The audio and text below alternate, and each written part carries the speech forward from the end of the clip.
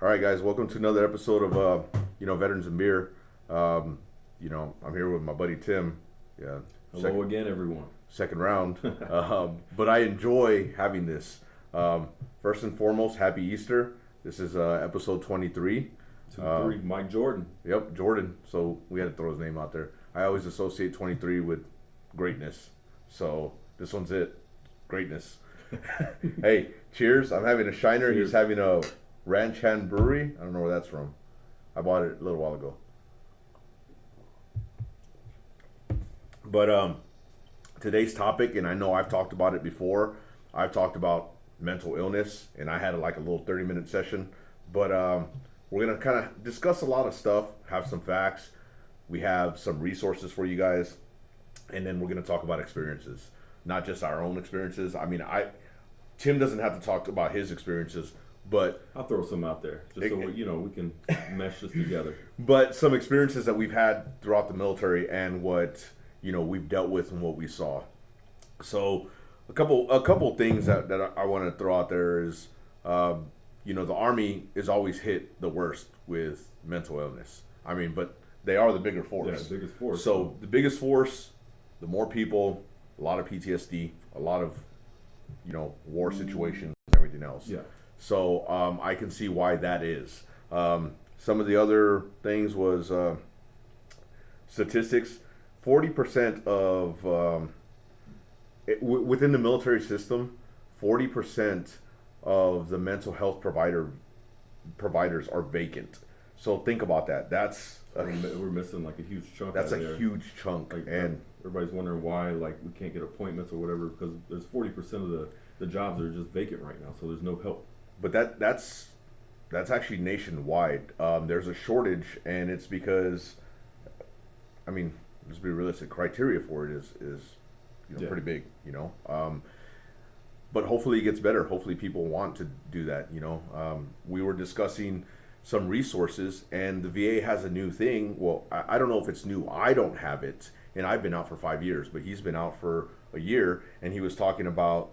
What was that? So like the VA, a life coach? Yeah, so the VA has kind of like a coach for you. It's a whole health, and basically what they're trying to do is get you into your mental health, your physical health, your spiritual health. So it makes you all this together combined makes you a better part of the community. So if you're able to help yourself and work on yourself and be the best version of you, you're able to put that positivity back out to the community. So you're able to maybe get into the Boys and Girls Club and bring some of those kids along the way if you can, or be a big brother to someone in those situations, or a big sister, however you want to put that out there. But basically just making you the best version that you can be. Pay it forward, and that's actually really appreciated. I didn't know that they have this, so now I'm gonna reach out to my provider and ask how I can get on, not get onto it, but where I can have that resource as well if I need it. At some point in life, I want to be a life coach because I feel like I have experiences and I have things. I just don't know which path I want to take because I'm not going to go to school to be a full-on fledged, counselor or anything. But I do want to be a life coach at some point. So he was talking about some of that, and I'll get into some more resources towards the end, and I'll put them on the comments so that way people can see the resources or whatnot. But last night we had a few drinks and we were talking about this, and this is important to both of us. And we were talking about when we were in what we saw. When I was in, and I don't know if it's still there, but I know they had the 4 pillars of resiliency. And those 4 pillars were social, spiritual, physical, and mental. Yeah. And at the time that you're in, you're doing the physical for the most part. The other 3 were the hard ones because the social aspect, you always got your social network and you can kind of work with that. Spirituality, mine is a little different. I grew up Catholic, but through the years, it's just kind of been more of an encompassing different religions and like what you believe in and what feels good to you. Yep, exactly. The moral aspect, the moral compass for me. And then the mental was the hard one. That one was hard because, as we talked last night and we were talking today, there's that stigmatism Oh yeah. where or the stigma, not the stigmatism, the stigma of it, where if you went to mental health, you were weak, or that was a perception from outsiders. So looking at it and just going through it throughout the military and seeing other people try to get through all this the best way possible, right? So we talked about seeking help for mental issues in the military before. It was one of those things where, like, if you did it, a lot of people would think you're unreliable because you didn't know how to handle yourself. You didn't know how to handle what was going on in your life.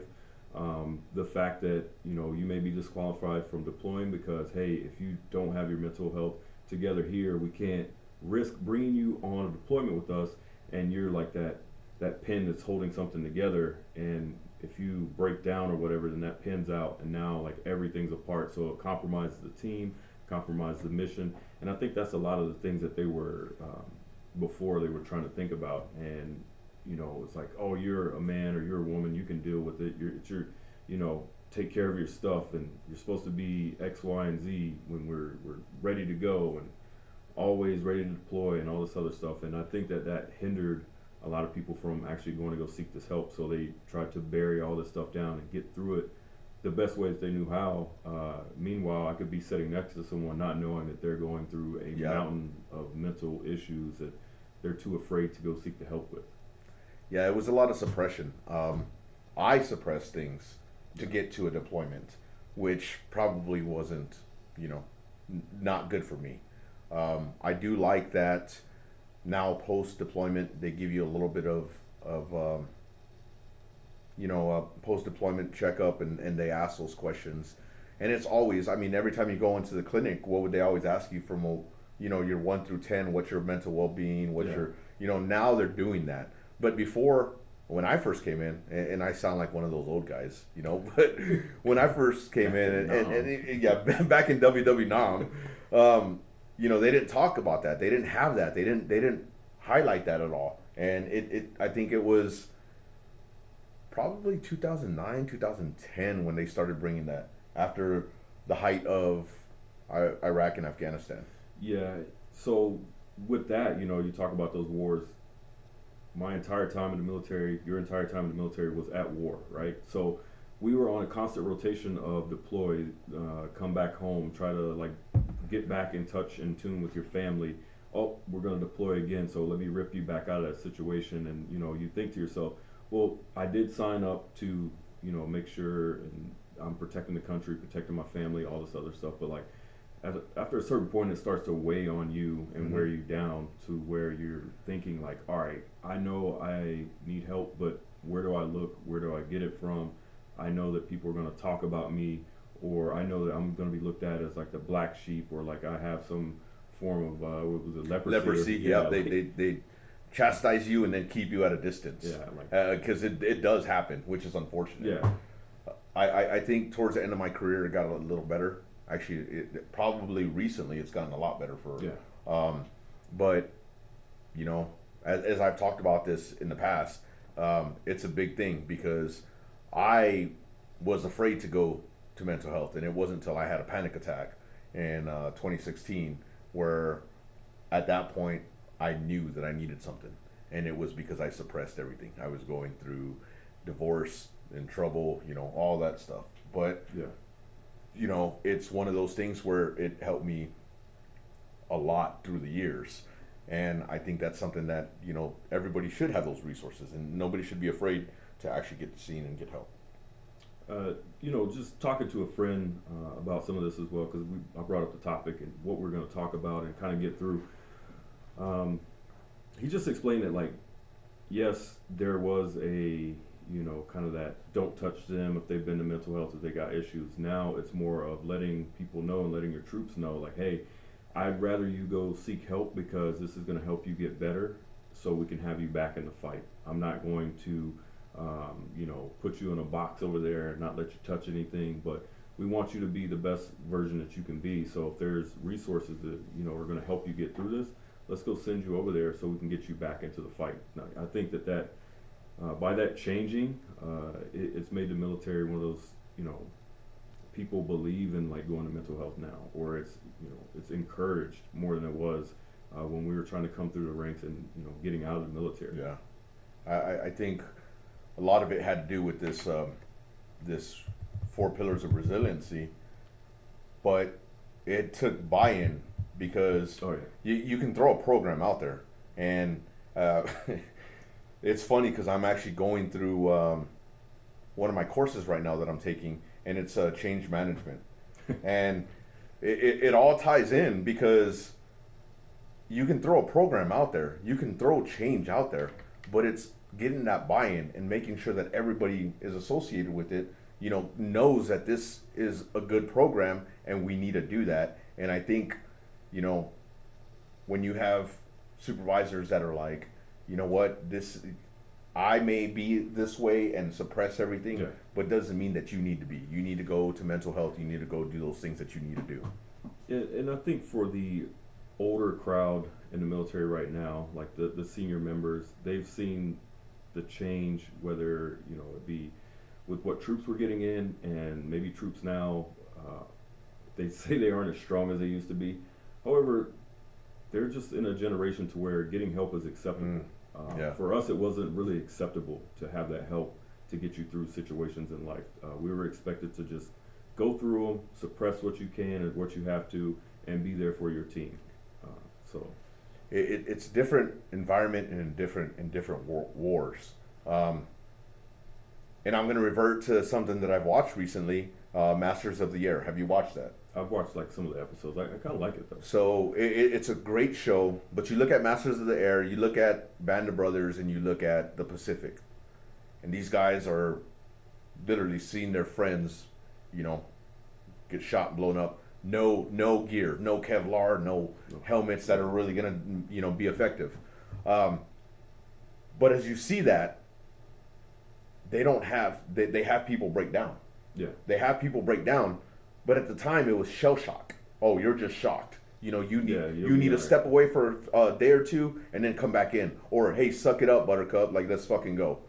Now it's a whole different thing where now they've realized through the years, through the wars, and I'm pretty sure Vietnam was the exact same way because they didn't have these mental, resources to help them out. Seeing people getting blown up in the jungles, or whole platoons getting wiped out, different battles, like you were saying, like the safety gear wasn't there, but these guys having to perform that self-aid buddy care, and you don't know what state of mind that they're in. They're literally seeing their friends and try to patch them up to keep them alive, and oh, by the way, you have to continue fighting and doing all this, and the military tells us we're supposed to be ready to do all this, and we've trained you to do all that. Yep. And that's why there was such a major problem coming out of the Vietnam War with you see the documentaries or the statistics or whatnot where they suppressed everything, but years later they're having issues with having flashbacks and everything because they didn't offer the help that I know somebody who has a family member, and I know that family member who held up in their house and was firing at cops because he thought that it was still like the Viet Cong. Years later, 30 years later, you know what I mean? Yeah. And it's like, holy hell, luckily nothing happened to him, but it was, he went to jail and everything else, or a mental institute for help, which is great because he needed that. But it was, nobody was there to help them out. And I love that. I got a paper full of resources that we talk about, full of items, because this is important. This is, again, and I've said this time and time again, this is my why, and getting these experiences, like I told you, I've had that where I, helped somebody get the resources that they needed, but then I had to come back to a shop and tell the shop, like, you're not going to treat this person differently because they went. Because it was that, that leprosy where we're going to keep that person at a distance because of this. But it shouldn't be that way because they don't know what that person was going through. They don't know how it affected them, And for them to realize that and think that, it was a lot. And I had to break those barriers and then be that supervisor that said no. And for that though, and that's good on you, because a lot of times this has happened in the military, they don't get those talks or those shops or areas. They do treat these people like, oh, don't really put a lot on them, or don't put any faith in them, or don't trust them. They're mentally not there. Like, man, I don't want to deal with that at all. Like, just put them in a corner somewhere, or move them shops, put them in CSS, put them somewhere like to where they can't handle it, or they can't handle things that they're going to affect the mission. Like, just hide them in a closet. We don't care what you do with them. And that wasn't the right answer at all. No. Now, like, people are able to get this help. People are seeing that, hey, maybe they were just going through something to where they couldn't handle a divorce a little bit, or maybe they were going through something to where they had family members die, and that was their core support system. So when you take that core support system out of them, now they're kind of, they feel like they're lost, and they're trying to get through it. So hey, we can send you to get help now, and it's okay. That's the biggest thing, is because, as you know, and we've seen this, I've seen this, where you get an all call, commander's call, urgent commander's call, no matter where you're at, what you're doing, you need to come in because somebody has passed. But it wasn't somebody has passed, it was self-inflicted. Because to them, in their mindset, because I've been there, you suppress everything and you're dealing with your own demons. And as we talked, there's that negative aspect of alcohol, drugs, being promiscuous, doing bad habits, doing bad things that lead down that path, that are temporary fixes at the time, but in reality build up to more of that process in your mind where it's gonna, it eventually destroys that person. So with that as well, you were talking about all these bad habits that kind of form, or your drinking might increase a lot, or you're starting to pull away from your friends, you're starting to pull away from your family, you're starting to pull away from like social events. So socially, you're trying to distance yourself from people, thinking that, hey, this, maybe it's them, or maybe I just need to get away from all this, and maybe it'll get better. But that's not always the answer either, because people are then concerned because they see you pulling away. Like, okay, so what's wrong? Let's find out what's going on. If you truly have good friends and good mentors and family and everything around you, like they're going to want to check on you when they start to see these signs. And not saying that everyone doesn't check on folks, but like those are things that, I think gets overlooked. Oh, they're not coming to the parties anymore. Oh, maybe he's doing X, Y, and Z. So I think people start to make these excuses of why they're not seeing them as much, when they need to be asking those questions. Like, why haven't we seen them? And what do they say? Disengagement and disenfranchised? You separate yourself and you seclude yourself. And we kind of get that training in the military. But if you don't have that training and you're in the civilian sector and you have your friends who are military and they come around all the time and then just start disappearing, check on them. Like, there's a reason, there's a reason why we talk about this, and there's a reason why, we highlight this a lot. This is pretty much my third episode where I talk about mental health, because it's important. It absolutely is, because I don't want to see one of my buddies. No. I mean, I've had buddies that did that. I've known family members that did that. Like it's not something that you want to do, and it's not that we want to try to. We know that individual's in pain. Let's get them the help that they need. You know what I mean? Yeah. And so just looking at that, like trying to get people help and being in situations. So me as a supervisor, it was a long time ago, but I had to go check on someone, do a wellness check, right? And we get to do this wellness check. I'm not going to name any names or anything, but getting to this wellness check, I remember it was tough just getting into where we were at.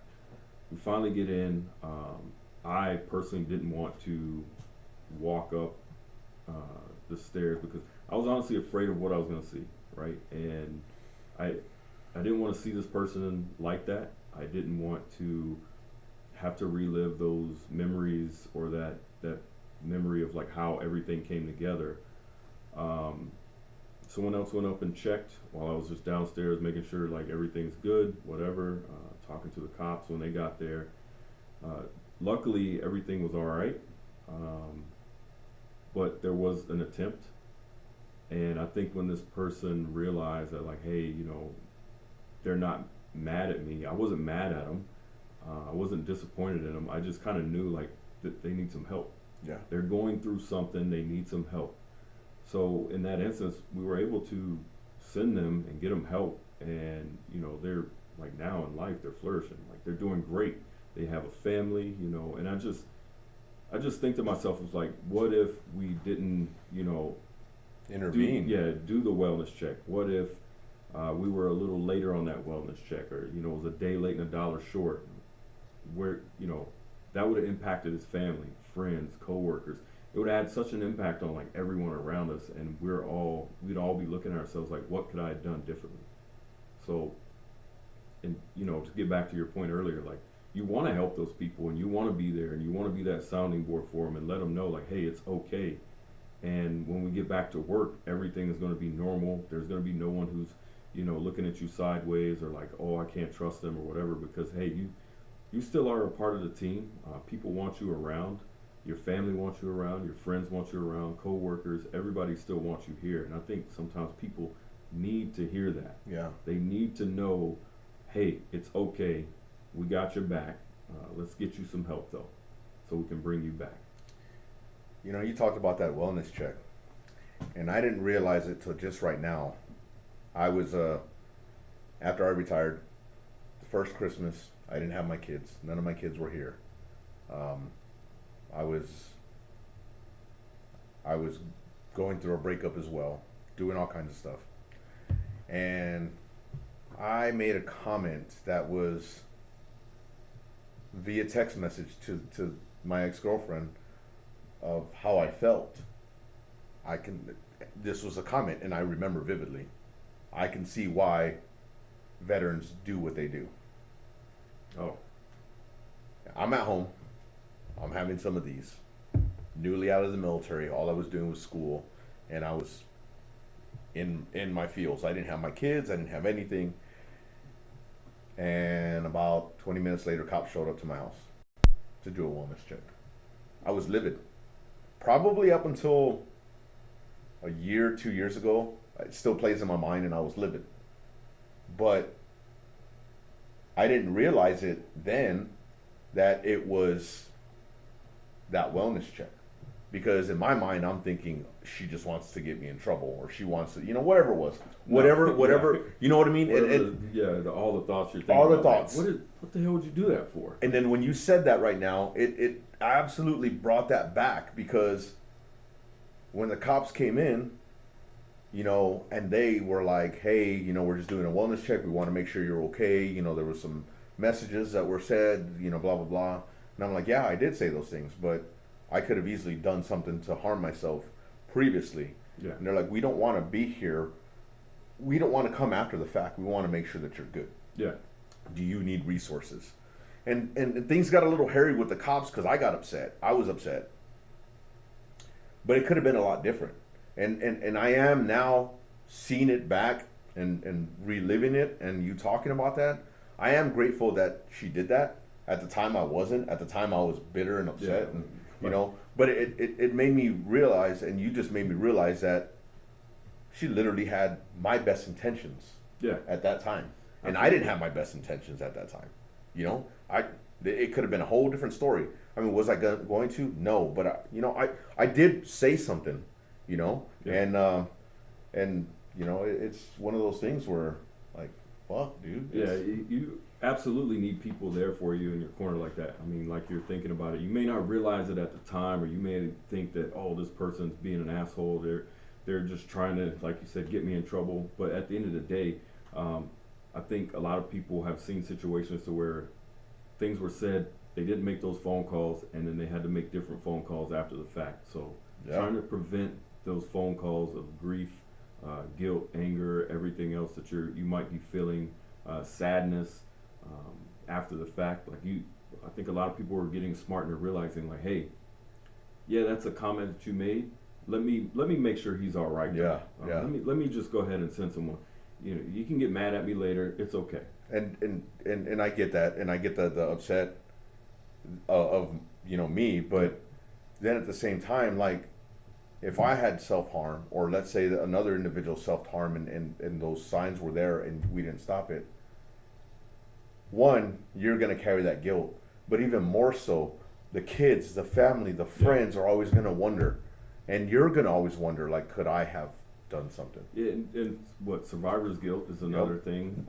Thinking that, man, you know, I really could have intervened. I saw it going down that road and I didn't do anything about it. So trying to get yourself in a better place, and then, you know, it might put you in a place to where, like, yeah, you start drinking because you have this guilt in your head, and you're thinking, man, I should have been there, I should have done this, I should have done that, and you turn to these bad habits that we talked about, right? So then you go down that it becomes same a cycle. road, And it becomes a cycle, and then God. And they say that depression and anxiety is hereditary, which is crazy. I don't understand how they say that, but really, yeah. So wow. I mean, I don't know if it's because of habit. You know, you see somebody and it becomes habitual. You know, like if you see those cycles, but I don't want my kids to go through that. You know, society already sucks enough. You know, like why would you want to bring that to your kids? You know? No, you don't. I mean, so for me, like, you know, you think about mental health and you think about being strong and all these other things. I watched my dad go through relationships and things, and his last marriage wasn't the greatest. But what I told myself and looking at all that and going through that with him, like, I'm not going to do that, right? So if I see anything that kind of brings me, you know, into that headspace to where, like, I feel like that's happening to me, I've backed out of a lot of situations because of that. Because I'm like, oh, I know what that looks like on this side. Like, let me back away from that or move away from that. But some people don't learn that quite as quickly, you know. But you recognize it from a young age, so I mean that's great, you know. Yeah, I mean, you know, when you're going through it, like you either get on the bus or you get left. Like, you can choose to deal with this shit, or like you can just be like, nope, I see the signs, goodbye. Like, no, thank you. Yeah, stepping away. I mean, you know, stepping back and realizing like, hey, I need to think. I need to get off of this. You know, I need to step away from those bad habits. When you're having that anxiety and that depression, you know, the good habits. You know, you were talking about the good habits. So yeah, I mean, a lot of the good habits that you can form out of this, right? You can. I know it sounds crazy, but like, go get a hobby, something that is going to make you, you know, take some time, make you sit down and think. A lot of people, they do sports, right? So getting older, I'm really kind of done with sports. I'm golf. That Achilles rupture kind of like made me realize that, like, hey, I need to stick to one damn thing and not try to do everything. You can watch sports. Yeah, you watch baseball. We were just talking about that. So yeah, we were talking about that, and like, right. So you have the goal of hitting all the stadiums around the country, right? So that's a hobby, right? Whether you realize it or not, and it keeps you in a positive mental space, because when you're going to these things, or you're booking it, or you're talking about it like, hey, I got 3 lined up, I'm going here, and I'm going to do bam, bam, bam, right? So that's joy, that's excitement. Yep. Those are things that are pulling you away from, you know, those negative thoughts that might creep up or whatever. Going to the gym is another thing. So you are physically like releasing a lot of this stuff. Like you know, I've done it a ton to where like I'd be mad about something or upset about something. I'd go to the gym because I'm like, I'm going to work this out, because I don't want to snap on people. I don't want to, you know, show another side of myself to someone. I don't want to argue. I don't want to do a lot of things. So I'm trying to go to the gym and release a lot of this. So clearing my mind to where I'm able to have those conversations later on with folks. Or, you know, just think about it in a different way. You're able to analyze it while you're working out and like, okay, maybe I was overreacting here. Maybe, you know, this isn't as big as I think it is. Or I can get through this. These are the steps that I could take to get out of this. So it doesn't pile onto you. Well, then your anger and your anguish turns into more repetitions, and it gets released. Yeah. Breathing's a very, very, you know, positive way of doing it. Sitting, relaxing, meditation. So something that they taught me in my whole health class was like, you want to go breathe in, out, and then hold it, and in and out, and like kind of go up and down your fingers. And all this kind of relaxes you. Or if you're getting anxious or you're getting these feelings of anything going on, you just kind of squeeze your thumb, and think about squeezing your thumb in that situation to where it's bringing your mind off of whatever's going on. Mm. Like, you're having to focus on this now. Focus on like something, you're focusing on something different. Yeah. So you're able to get out of that headspace right then. Maybe it allows you to clear some of the things that are going on at that moment. Yeah. Yeah. Absolutely. Spirituality. You know, if you're not spiritual, you know, we're not trying to, you know, impose that onto you, but go, you know, take a look at something. You know, spirituality comes in many different forms. Yeah. We're not just talking about religious. We're talking about digging a little deep inside of yourself, and you know, and thinking about a lot of stuff, like you said. Meditation. Meditation, is absolutely. Is a great one. Like, you can sit and meditate and just have that mindful, those mindful thoughts. Like, you're sitting there, you're breathing in, you're controlling everything, and you're just like able to break down so much. And by the time you come out of it, you feel a lot better. You're in a better space at that moment, and you're able to tackle, you know, if you do it in the morning, you're able to go tackle your day and be just fine. And look at small successes, little things that you accomplish, you know, kind of be prideful of those little successes, because those little successes compound into bigger successes. You know, let's say you're going through that depression, but you know, you're taking a class and you achieve that, you know, 80, 90, 100%, whatever. That's a small success that's building towards something very big, which is a degree or even further, you know, whatever it is. Build upon those small successes. I mean, there was what was this guy's name? Oh my God, I can't remember. But he did a commencement speech at the University of Texas, and he was an admiral in the Navy, but he was a SEAL. He's talking about making your bed. Making your bed every morning. That first success leads to more successes. I listen to that, and like, not that I didn't make my bed before, but it makes me think like, this is the first time you're winning today. Yep. You know, you're doing this. You're starting off positive. Yep. And then we're talking about other books. We're talking about Deion Sanders and some of the things that he said. And one of the things I took out of it was, you know, he said he never has a bad day. Right? He just has like bad moments. Yeah. I just have bad moments. I don't have a bad day. That, you know, oh, so and so cut me off. That was a bad moment. That doesn't make my day bad. Yep. So like, hearing that, it makes me get into myself and think like, hey, that's just a bad moment. You don't need to let this ruin the rest of your day, because a lot of things, like when I get pissed off about something, and I try to control a lot of like anger over the years, because, you know, I grew up in that, and I don't want to outwardly bring or be angry to people or get mad at them, because I know that side, and I try to keep that side away. And I think for years it's just been like, I would drink and go have a good time, and kind of that thing would just be lost and floating into space somewhere. But when I have to sit down and like analyze things sometimes, or like people keep pushing me to a point, those are times that where like, I maybe needed to like step away, or I know myself, I have to step away, I have to be quiet and like kind of get and think, so I'm able to present, okay, here's what I think, here's how I feel. No, absolutely. Deion Sanders, you know, he was discussing about not having a bad day, you know, just having a bad moment, or, you know, whatever. I mean, he's a Hall of Famer who is probably the best cornerback to ever play the game. One of the best cornerbacks. And he talks about him, even now, almost losing his leg. Yeah.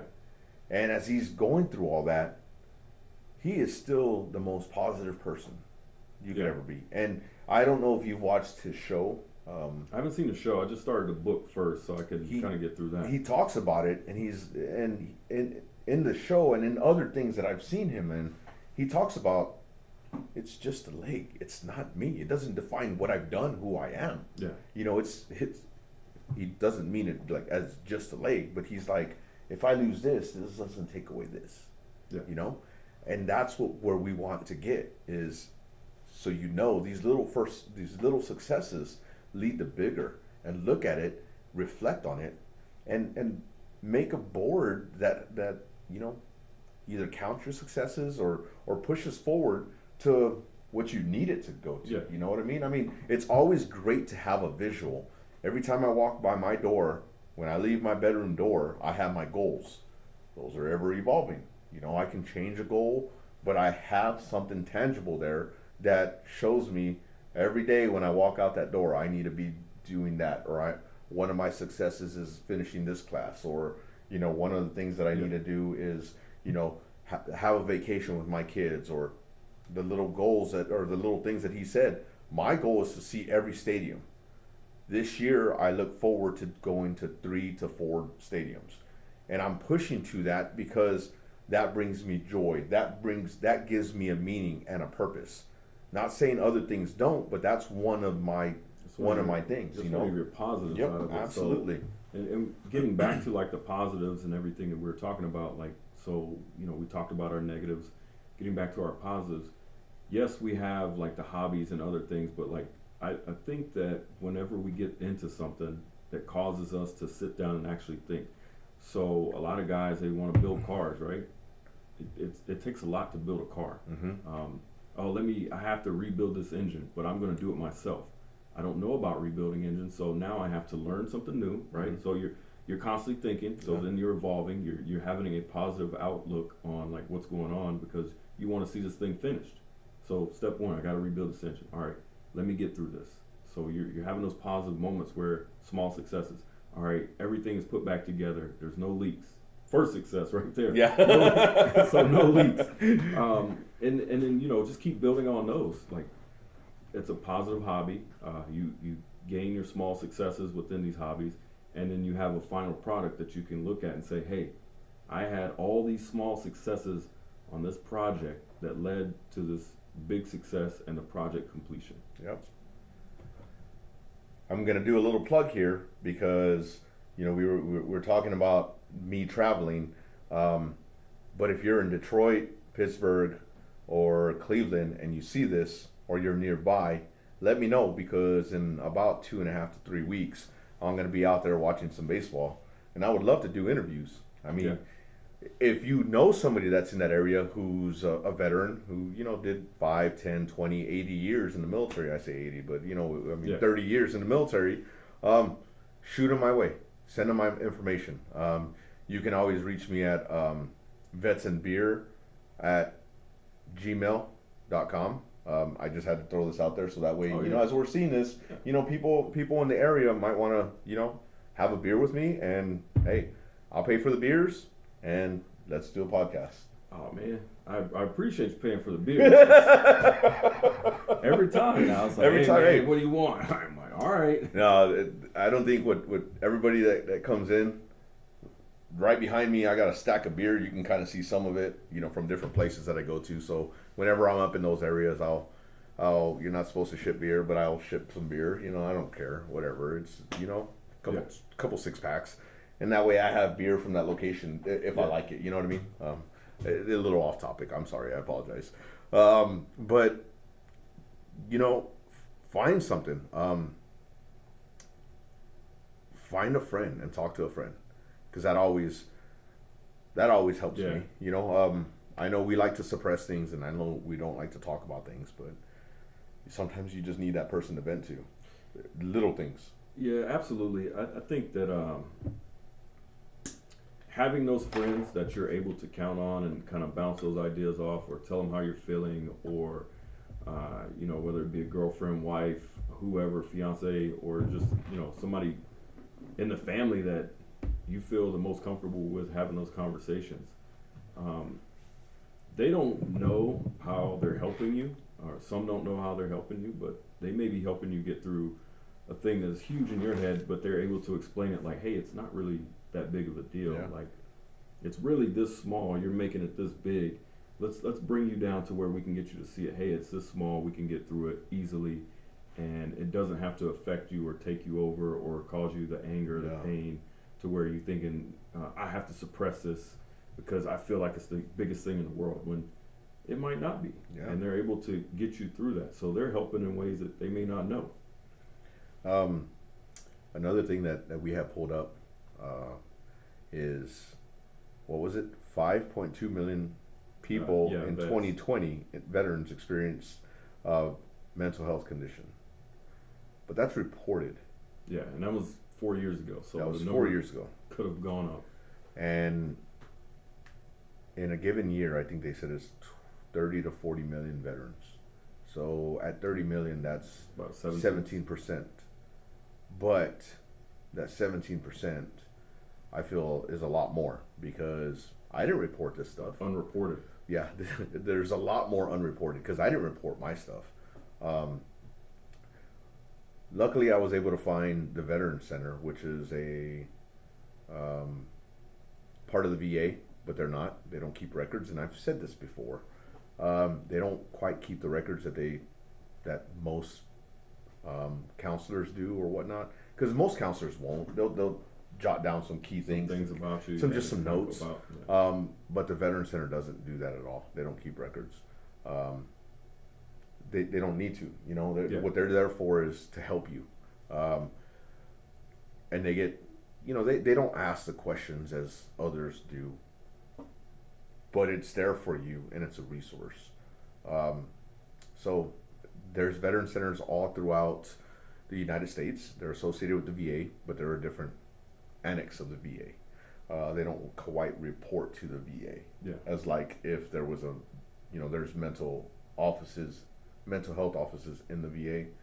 This is an annex of it. So they help out, but they don't crosstalk. You know what I mean?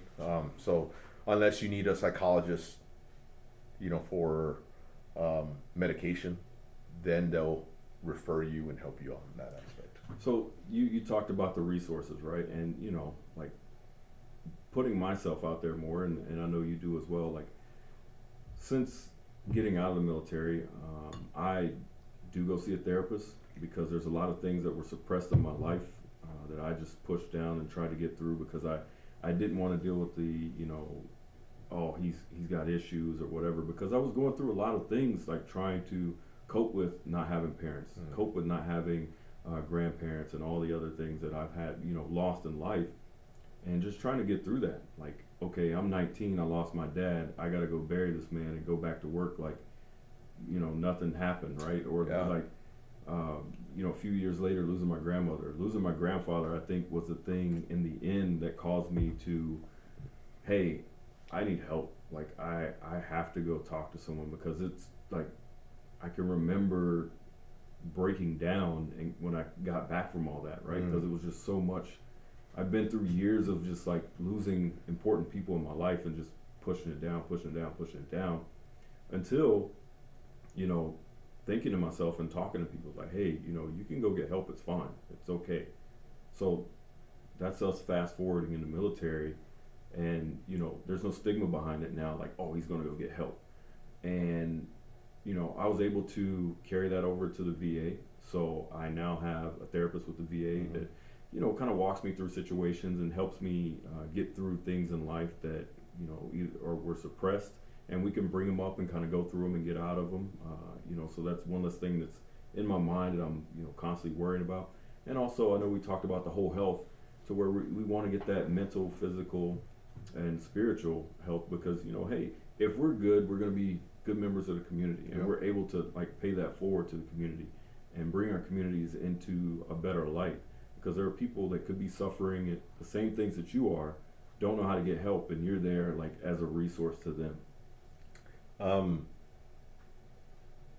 He brought up, key people helping him out, or people helping him out after key family members, passing. It kind of leads into, in 2018, we were talking about that.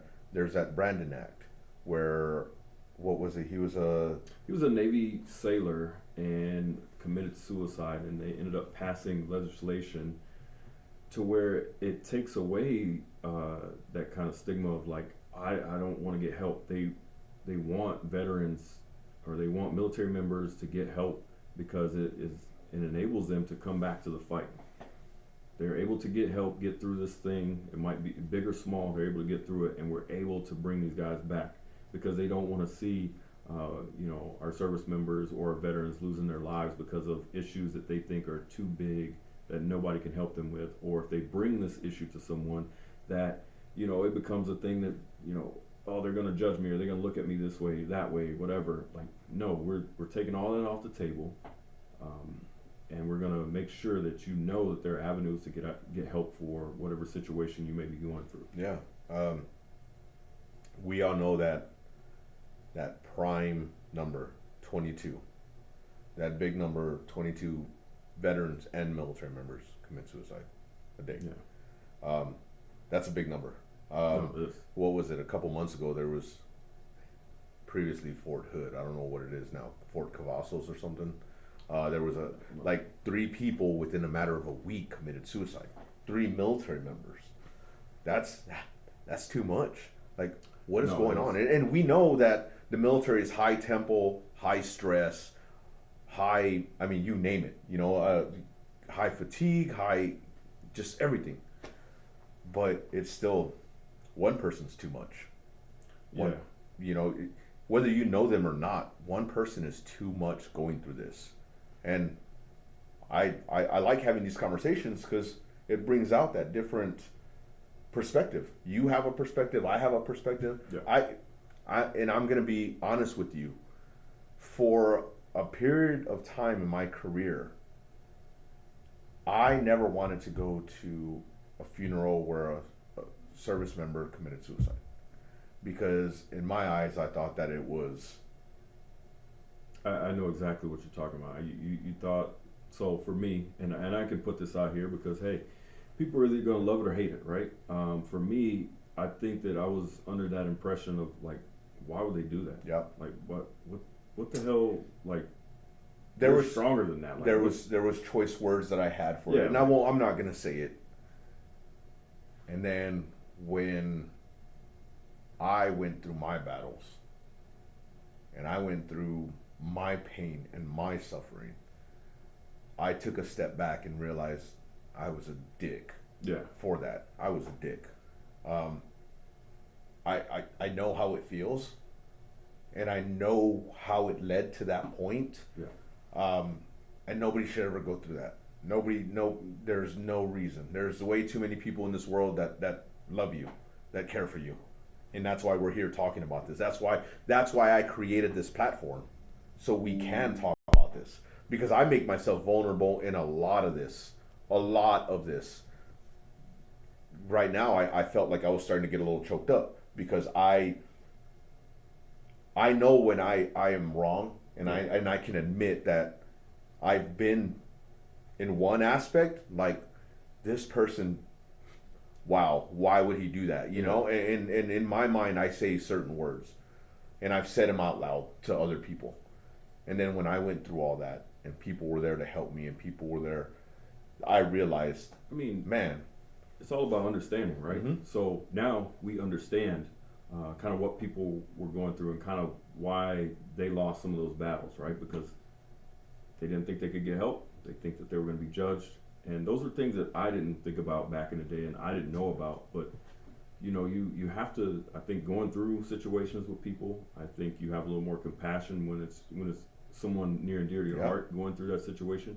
You're able to understand that. I'm able to understand it a lot more now. Like, I've gotten older, I've experienced a lot of things in the military, out of the military. So just knowing that, like, hey, they lost their battle. That's what it was. They lost their battle because of, they might, in their mind, like, no one's going to help me, when that's absolutely not the case. Yeah. I carry a rock around with me that was given to me that says, "You are enough." Because for the longest time, I battle with that. Am I enough? Yeah. I mean, you see my wall over there. Like, I have accomplishments. Yeah. But at certain times, I still see myself as, like, what's next? What am I going to do? How am I going to, build this umbrella that I need to, carry with me? Am I enough? And that was part of my depression and everything else that I dealt with, So... you talk about depression and a lot of the things, the anxiety. I never really understood anxiety until having to deal with it. I never really understood a lot of the depression until, being in my house by myself for so long. Like, I sat there and I thought, like, every day about different things. And, like, when you just sit alone for a long time, like, you're able, like, thoughts are just, like, all over the place. And you start losing on a lot of those thoughts. You're like, man, how am I in this situation? How did I get into this? How do I get out of this? I don't feel like there's any help, but there's absolutely help to get out of this. So for me, I had to I know, like, listening to like David Goggins, I've listened to both of his books. Can't Hurt Me is probably one of my favorite audio books because I can listen to it like it doesn't matter when. And I know we were talking last night to where things pop up at the right time, right? Listening to those books and working out and, you know, just going through different struggles and things. Sometimes it's a phrase, it's a statement that comes up and like, that applies to everything I'm going through right now. And that's absolutely correct. You know, one was, hey, it's not you, it's them. Yeah. So me hearing that, and I was going through all these things at this exact moment to where I was angry about different things and like what the hell's going wrong, and figuring out like, hey, it's not you, it's them. You're all right. You've been here, you've arrived, you've showed up, you've done what you needed to do. Don't let that bring you down, and don't let you start looking at yourself like, am I enough? Yeah. Because you are. Yeah. Yeah, absolutely.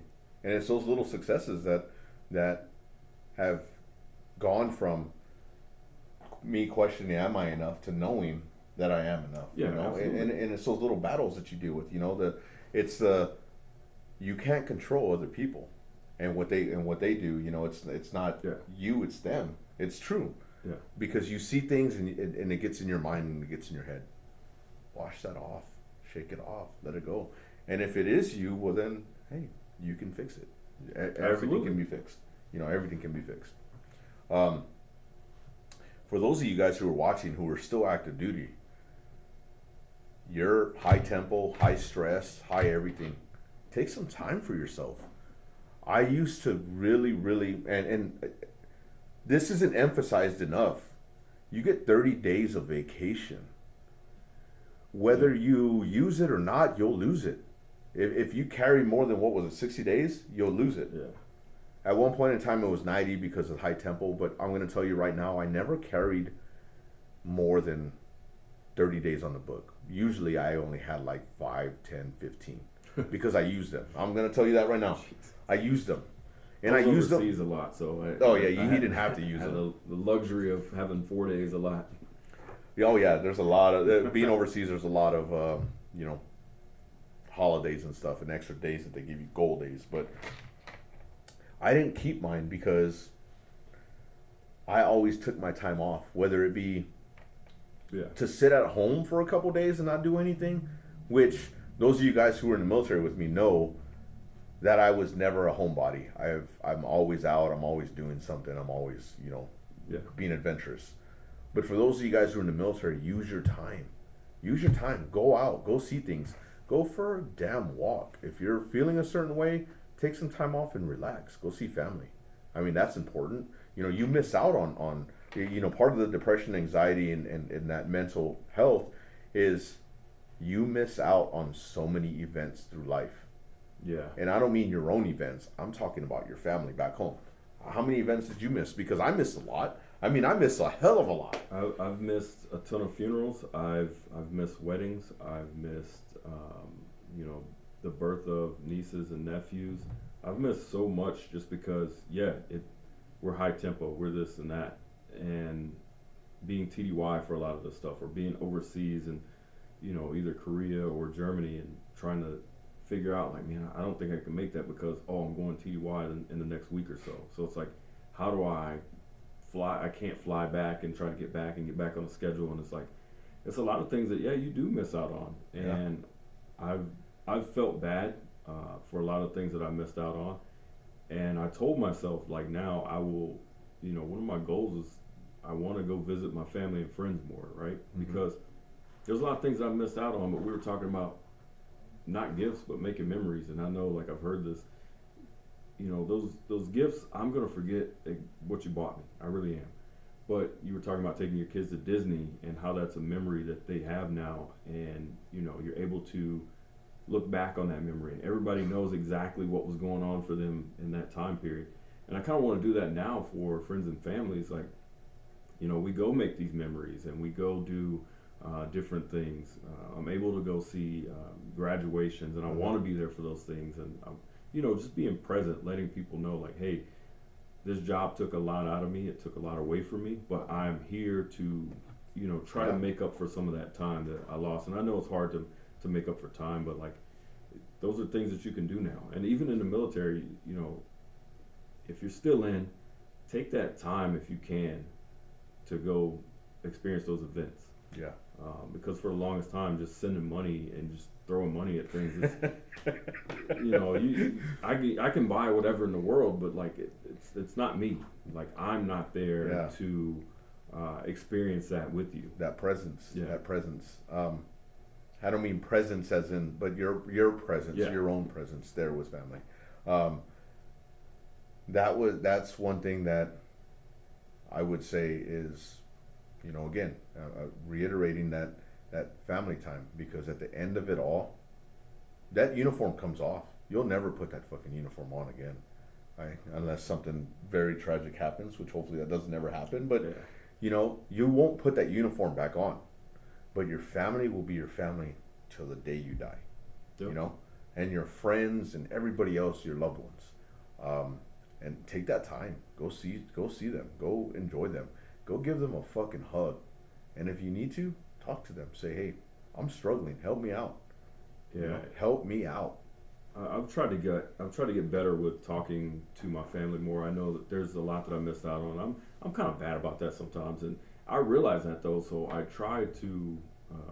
I've called a lot of them over FaceTime, and we've had some drinks along the way, but they didn't know it. But that was like kind of a therapy for me. So I'm able to see them. I'm able to get through whatever I'm getting through, or just talking to them, or like my cousin Eric. I know I've called him on FaceTime, drinking a ton of times when I was overseas.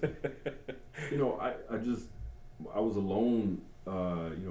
Being a single senior NCO overseas was, you're that guy. You kind of like, oh, don't hang out with him, or nobody gets to hang out with me. So like, I'm always traveling to see people, or I was just sitting in the house and just like, all right, well, I'm gonna call my family back in the States. I got a few hours on them. They'll be able to hang out with me, and that's something that I kind of kept up with. Is I'll still call people on FaceTime. We'll have some drinks and laugh and do whatever, because it helps you out. They don't know that, but it does help you get into a better headspace. It makes you laugh, makes you smile, and that's a memory, right? Yeah. It's a thing that you're able to carry forward with you. It's crazy because I've never done that. And I've never thought about doing that, to sit and have a drink and kind of FaceTime them and joke and laugh. Man, we should throw fucking James on this motherfucker, and be like, hey, let's fucking you're going to sit across fucking in Idaho having a beer. Like a big Zoom conference and record the whole thing. But, oh, God. Well, that's what I want to eventually do on this platform is do interviews, virtually. Yeah. I need to do that. But damn. That's help. That's therapeutic. Just seeing family, and if you're halfway around the world doing that. I mean, I would do it with my kids and everything, quick Zoom call or, whatever. But I never thought about doing that with family or with friends and stuff. You know what I mean? It's fun. It gets out of hand quick, especially if people want to take shots with you. It's normally me or someone else. Well, where you shot at then? And it's like, oh, man. But, it's just a good time. We know where your shot is at. Oh, man. It's a good time, though. And, it puts you in that headspace, right? So you might be able to throw in something that's you've been going through, and they're able to help you out through this in just a session, just talking and just being present for you. Yeah. Or you being present for them, you're able to help them through a situation to where you didn't know they were going through it or nobody else does. But by you guys talking, laughing, sharing these stories or experiences, they're able to see like, okay, well, maybe this isn't as big as I thought it was. Maybe we can get through this. It's not as hard as I'm making it out to be right now. And, they'll thank you later, or, I thank people later, like, hey, man, I appreciate the talk, and, it really helps, like, having those people around to do that with you. Yeah. Well, we're about to wrap this up, but I do want to say, for those of you guys who are still in the military, please, if you need it, don't suppress it. Go get help. That's major. Especially with what you're doing, and thank you. I know I served. I did 20. He did 20, 21? 20, no, 20. I did 20. And I'm telling you, thank you, because you guys are carrying that torch. You guys are doing all the extra stuff now. I'm glad that I'm not doing all the extra stuff, but I do miss a lot of it, except for the bullshit. But you guys are carrying it, and if you feel overwhelmed, if you feel like you don't have an outlet or anything, go get seen. Go get some help. Yeah. Put in the comment. Put on the comment. Hit me up. I'll call you. I may not know you, but we'll sit and bullshit. Yeah. I'll sit across the screen from you and have a beer. If you're local, I'll go fucking meet up with you. I've told many people that, and I've said this, you know, on this platform. I don't care. It's important, you know. It's important for us to take care of each other, take care of you, take care of your family, take care of your friends, and get seen. Go do what you need to do. You know what I mean? Yeah, and absolutely. For the folks who are still in, like you said, just to reiterate it, go out there and get the help. There's a ton of resources. If you feel like you're not getting the resources that you need, raise the flag, and they will get you help for that. For our veterans out there, the VA has the VA mental health site that you can go to and kind of get an appointment, get seen. There's a Veterans Crisis Line, I believe. Yep. That you can call if you need someone to talk to in that aspect. Also, we talked about whole health. Whole health is another thing that we can do now to try to make you better. Try to, you know, get you through some of those situations you think you may not have help with, but there's help out there. One of my first supervisors, God, dating him quite a bit right now, but I think he's on the verge of hitting 60 maybe. He's fucking old, you know. we went TDY to Korea in 2001, and he was already a tech at like 18 years or something. So he was a part of that 90s Air Force. Oh yeah, he's an old fuck. But we actually had a conversation the other day, and he works for the VA. He is a counselor for the VA. Okay. And at some point in time, I'm going to go out there and we're going to have an interview because you know, he's got a lot of good insight and a lot of good information. Not only did he do 20 years, but now he's been working for the VA for like 13 or 14, and he's been a counselor for a good chunk of that. Okay. So like, Bear, you know who you are. I appreciate it. Thank you for reaching out and letting me know that, because we definitely will have a conversation.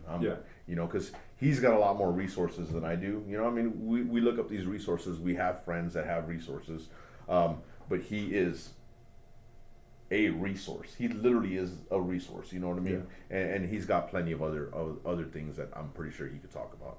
He had that conversation with me as to what this does to people. Yeah. And, you know, so that's the aspect that I want, and I'm glad that he reached out. And then I got another buddy that lives in we were just talking about Queen Creek, and I forgot that he's out there too, and he's a counselor as well, or he's about to be certified as a counselor. Okay. So I definitely want to hear those stories as well. Not stories, but like, you know, letting me know what the resources are and what we need to. And I will have an interview with him and have a what's your why. Okay. Other resources, like I said, thank you to those that are still in. Thank you to you vets. Take care of yourselves. I know it's a lot different than being in the military and having all those resources readily available, but I'm going to name a few of them right now. MA22 is a resource within the tri-state area out in Jersey. They're the ones. They actually, sorry Jay, I'm going to throw a shout out to you. I gave him the wrong address. I would be wearing one of his shirts right now, but I gave him the wrong fucking address, so they got back to him. He kept messaging me like, bro, like. So you gave him your wrong house address? I gave him my old house. Well, I gave him my old house with my new house, like the first 4 digits, the first 5 digits. I gave him that with my old fucking address. I don't even know how the fuck. I haven't lived there in fucking 4 years, 4.5 years. You know what I mean? So I don't fucking know what the fuck happened there. So Jay, I'm sorry, might but have been too many shots that night for that you, my man. fucking might have been. It wasn't tequila, I'll tell you that right now. But Jay, you know, they're doing some good stuff out there. They take military members with, you know, PTSD, depression, anxiety, and they create these this environment where they take them out fishing. They do all this stuff. Every shirt that I sell, $5 is going to that organization. I already have a check, or I'm going to end up sending them a money order right now for $150. That's what I've already sold so far. Okay. You know, so he'll be getting one. He'll be getting a check, and it's something that I want to do. Eventually, I want to create a nonprofit here within the Arizona area, so where we can do something as well. You know what I mean? Yeah. Take people out on fishing trips or golfing. I mean, this is a perfect place to let's do a golfing thing. You know what I mean? Yeah, like a little tournament or whatever. Yeah, but not a tournament. Just bring everyone out. Yeah. Yeah, just pay for everybody, and hey, let's do this. You know, let's have our own little mental health day. You know, just everybody. I think we could probably set that up. We should. That was more to come. You know. There's substance and mental health. SAMHSA.gov. That's another resource for you to hit up. Accessmentalhealth.com. The Veterans Crisis Center, he mentioned that. That's very important, especially if it's an emergency. Please. 911, always an emergency. You know. You'll link all these down below, right? Yeah, I'm throwing these on there. I just want to, say them out there so people, it takes what, 3 or 4 times? Well, no, 7 times before you actually, kind of get it. Right reference. Yeah. PTSD National Hotline. I didn't even know this existed until I didn't earlier. Yeah. If you're suffering from PTSD and you're having issues, please hit them up. I saw Vehicles for Veterans, and I was looking, and they offer some mental health stuff. So, these are just different things. And then Military One Source. I'm pretty sure they have different. That some of that's for active, but I know that they have the veteran side as well to it. So I'll throw these in the comments, in the links below.